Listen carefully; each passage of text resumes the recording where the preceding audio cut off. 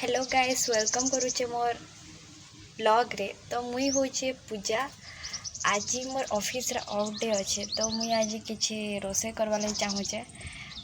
तो आज मोर छुट्टी अच्छे तो मोर माँ भी नहीं न घरे तो मुई आज घरे किसी रांधमी बोली भावीचे। आउ आपण मान के मो ब्लॉग रे भी शेयर करमी केन्ता केन्ता रांधुचे देखबे। तो चलून वीडियो के स्टार्ट। तो मुई मुनगा आलू के गुटे गुटे कर रखी देसी आ कंसारे पानी भी रखी देसी काटवार लगी। काटी सारा पानी रे गरम कर देसी मुनगा और आलू के। तापरे फिर गैस ऑन करके कड़े बसई थी और टिके तेल पकई देसी।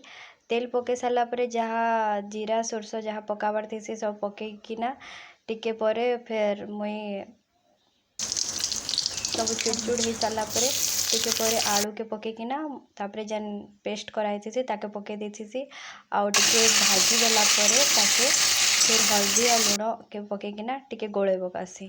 तापरे गोले देला परे टिके परे ताके टिके ग्रेवी ग्रेवी हो जाएसी आउ तापरे ताके बंद करकिना रखी देसी। तापरे सेटा परे आउ गुटे प्रस्तुत करवा तापरे टमाटर थीसी तो टमाटर के देखी ना मैं टमाटर खटाटे बनाबे बोलथीसी आउ नड़िया भी थीसी।